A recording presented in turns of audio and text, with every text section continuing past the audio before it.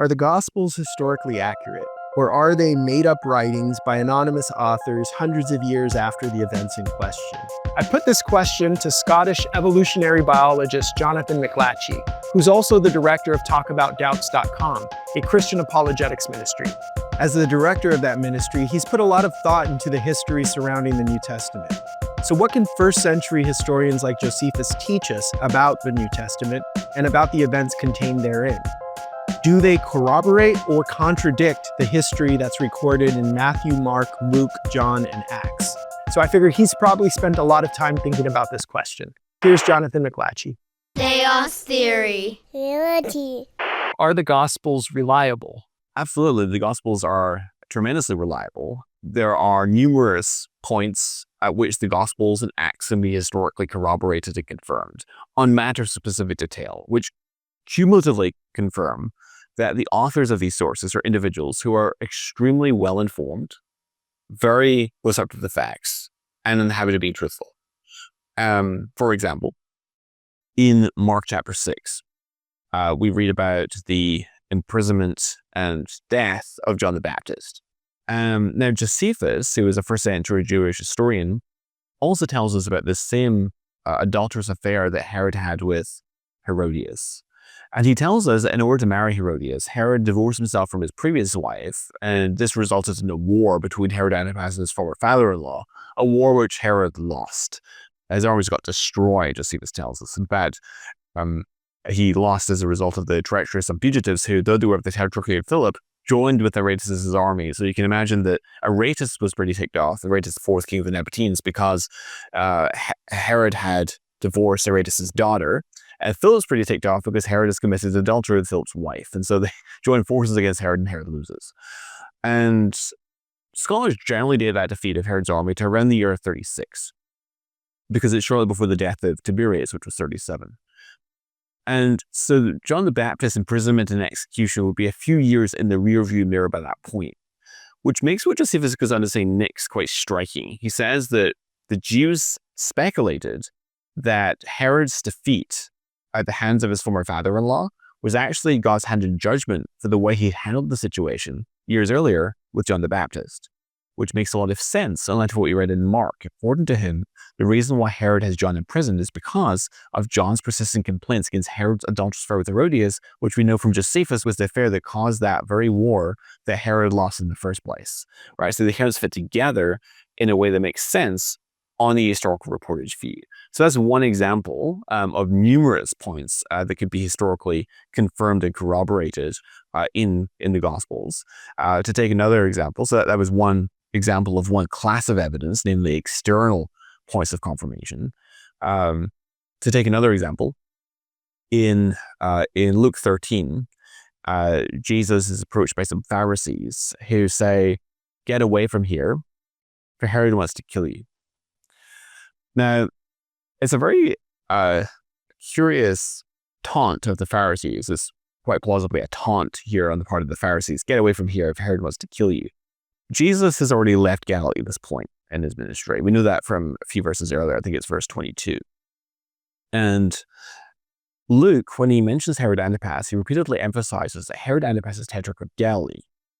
So if Jesus has already left Galilee at this point and he's heading towards Jerusalem, he's nearing the end of his life, what sense then is the Pharisees' caution? Presumably he's already left Galilee. And so presumably he's already outside of Herod Antipas' jurisdiction. But when we look at Josephus, again, we learn that following the death of Herod the Great, so that's this Herod's father, in 4 BC, his territory was divided among his 3 sons, in particular the 3 sons he hadn't killed, namely Archelaus, Herod Antipas, and Philip. And Josephus tells us that the territory which was given to Herod Antipas included not only the region of Galilee, but also Perea. Now, where's Perea? Perea is east of the Jordan River. So you've got Judea in the south, and then Samaria, and then Galilee in the north, and then you've got the Jordan River that flows north to south into the Dead Sea. And on the east coast, on the east side of the Jordan River, you have the region of Perea. And actually, Castle Machaerus, that where John the Baptist was imprisoned, it was actually in Perea as well. Now, Luke does not inform us of where geographically that caution of the Pharisees takes place. But if you look at the other three Gospels, in particular in Matthew 19, verse 1, Mark 10, verse 1, and John 10:40, we learn that Jesus, around this very time, is spending time in Perea, east of the Jordan River. Right after leaving Galilee and towards Jerusalem, he spends time in Perea, a detail not supplied by Luke. And so there we put the pieces together, and it makes sense, and that is consistent with the historical reportage view.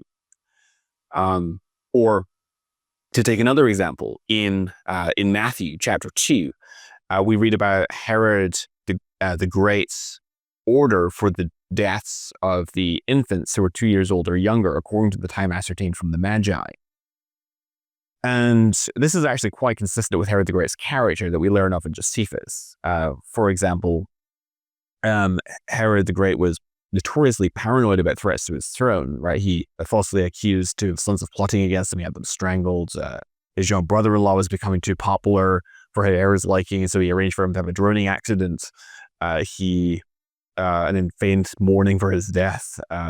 In fact, he was so unpopular at the time of his death that he was concerned that no one was going to mourn his death. And so he arranged for certain Jewish influencers to be rounded up and told his men, on the day of my death, kill them. So at least then they'll be mourning in Judea on the day of my death. He was a bit of a narcissist. But in any case, so this is quite consistent with Herod's character. Now, Jesus' family, Joseph and Mary, are headed to Egypt to flee from Herod the Great. And then in 4 BC, Herod the Great dies. And it would have been a reasonable inference for Joseph to draw that in the wake of the death of Herod the Great, Herod's eldest son, Archelaus, is going to be reigning in his father's stead. And so in that knowledge, they're on their way back. And then something happens. He learns Archelaus is reigning in place of his father Herod. And so now he's afraid to go there. And so now he goes to Galilee instead, which we know is ruled by a different guy, namely Archelaus' younger brother, Herod Antipas. Now, why is he so afraid of Archelaus right around this time? Well, we learn from Josephus that one of the last things Herod the Great did before his death was to have certain Jews executed for their part in removing the Roman eagle from the Jewish temple because it violated the second commandment about having graven images.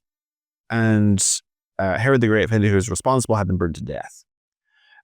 He passed away not long thereafter, and shortly thereafter rolled around the Jewish Feast of Unleavened Bread, also known as the Passover. Mm-hmm. There was this influx of Jewish pilgrims coming in for the Feast of Passover, and this mob of Jews struck up an argument with some Roman soldiers over what happened, and the mob of Jews picked up stones and they stoned the Roman soldiers to death. They picked up the sacrifices for the Passover and they ran to the Jewish temple.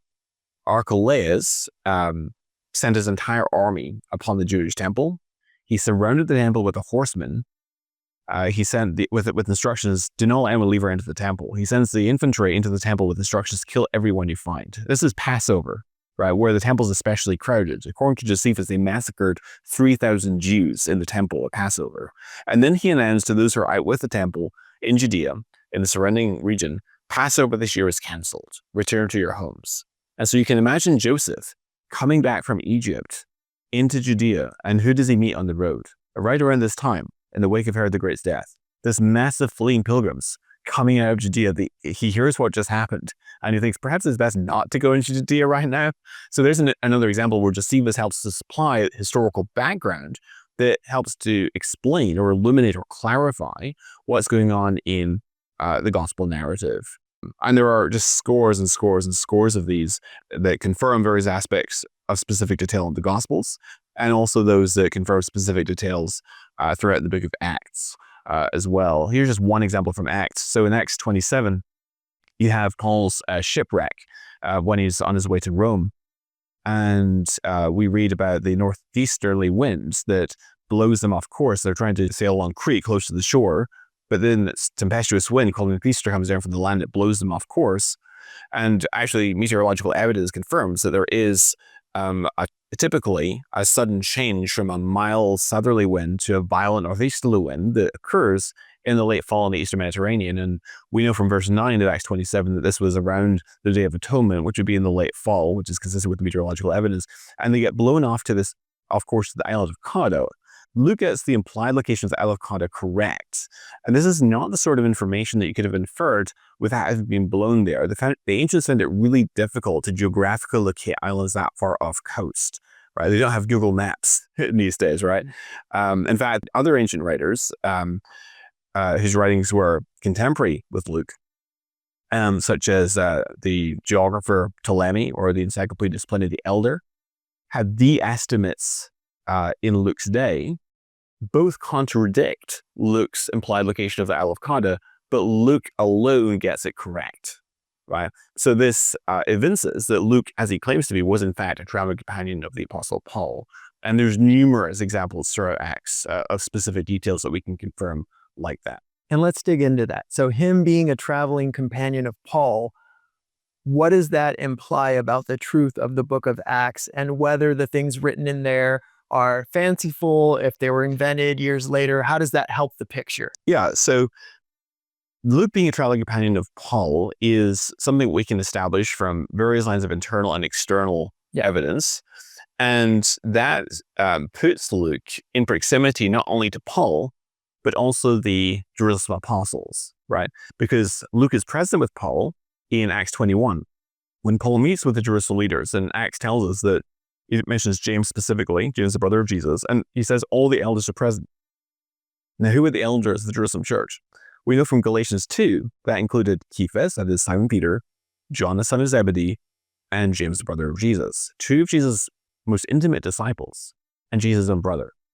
And so not only does Luke claim in his prologue, where he's addressing his patron Theophilus, that he has received information from eyewitnesses and ministers of the word, but if he's telling us the truth about being a traveling companion of Paul, which the evidence bears out, then he has access to eyewitnesses, not only to Jesus' life and ministry, but also purportedly to the resurrection. And so Luke's in a position to know what the original witnesses were themselves claiming. In fact, Luke is present with Paul also in Acts 24, when Paul is in prison for at least 2 years in Caesarea Maritima, which is in relative geographical proximity to Jerusalem. It's about a 2 to 3 day walk from Caesarea to get to Jerusalem. And so during that time period, Luke would have had ample opportunity, if he so desired, to interact with and engage with purported witnesses to the resurrection and to Jesus' miracles more broadly. And then the numerous points that we can confirm historically in the Gospel of Luke show this, that not only does Luke claim to have access to eyewitnesses and to have received information from them, not only does he have access to eyewitnesses, but he's receiving reliable information from those witnesses, which implies that he did talk to them. He did extract information from them. And so that's significant. Luke also attests to the context of persecution, which is relevant to establishing the sincerity of the apostles. He also is in close proximity to Paul, so he's in a position to know what was Paul's testimony concerning his conversion and miracles. So Paul's conversion is recounted in Acts 9, 22, and 26. We have really strong reason to think that Paul was sincere because Paul was willing to undergo tremendous hardships, sufferings, persecutions, imprisonments, floggings, death ultimately on account of his Christian conviction. And that really goes a long way towards evincing his sincerity. It's really difficult to explain Paul's conversion by him being honestly mistaken if indeed the accounts in Acts 9, 22, and 26 actually represent Paul's own testimony, as I would contend. So, for instance, his experience is intersubjective and multisensory. It's involves both a visual and auditory component, right? He hears a voice and sees a light. He has a dialogue with the voice, who receives instructions to go into Damascus, and so forth. It's intersubjective, affecting not only Paul, but also his traveling companions. They hear the voice, they'll see no one, although apparently they do perceive the light. They're also thrown to the ground. Paul's blinded by the experience for 3 days. He's later healed by Ananias, who receives a vision concerning Paul, and Paul had vision concerning Ananias. And Ananias, as I said, heals Paul's blindness. Paul has miraculous powers that he describes in his own words in 2 Corinthians 12:12 as a sign of a true apostle which were performed in your midst. And we know from Acts what some of those miracles purportedly involve. Like in Acts 13, for example, he causes Bar-Jesus, or Elymas, the magician, to go blind on command after Elymas had stood against Paul and Barnabas, seeking to turn the proconsul Sergius Paulus away from the faith. That feat apparently was so convincing it results in the conversion of the proconsul Sergius Paulus. In Acts 14, he heals a man who'd been lame since birth, a feat that greatly impressed the crowds. In Acts 16, he has a miraculous jailbreak, where there's an earthquake and he and Silas are freed from prison at midnight. So it's really difficult to envision Paul being sincerely mistaken about that sort of set of claims. And so the crucial question is then, does this actually represent Paul's own testimony? And I think there's very, very strong reason to think so. Chaos theory.